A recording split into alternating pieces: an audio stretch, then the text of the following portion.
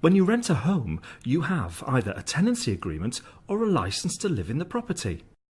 Both tenancies and licenses can be either verbal or written, but whatever your agreement is, you have certain legal rights as a tenant. Of course, tenants have certain responsibilities too, such as paying rent on time, keeping the property clean and tidy, and not causing a nuisance, being the main ones. Most landlords will give you a written agreement, but even if you don't have one, you still have rights. If the landlord accepts rent from you for living at the property, then any verbal agreement you've made counts as a legal agreement. Verbal agreements can be more difficult to enforce, so it's worth asking your landlord or the organisation your tenancy agreement is with to put your agreement in writing. This will ensure that both parties have a clear understanding of each other's rights and responsibilities. It also allows you to make sure that there are no unfair terms included in your contract. By reading all the terms and conditions carefully, you'll protect your rights as a tenant.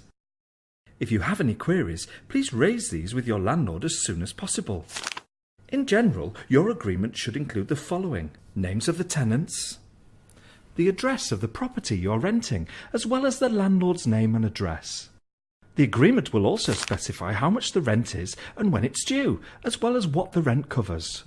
Water rates, council tax, and some bills may be included. It will also cover how long the agreement is and whether you have to pay a deposit, and if so, what it covers and which government scheme it's protected in. The deposit protection scheme must be mentioned, as this is a legal requirement. The agreement should also cover who is responsible for repairs, maintenance and upkeep. Most tenancy agreements will also include an inventory listing all the items that are contained within the house, from cutlery to items of furniture.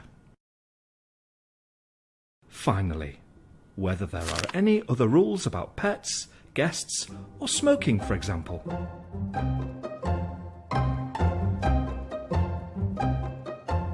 For further advice, get in touch with the on-screen contact.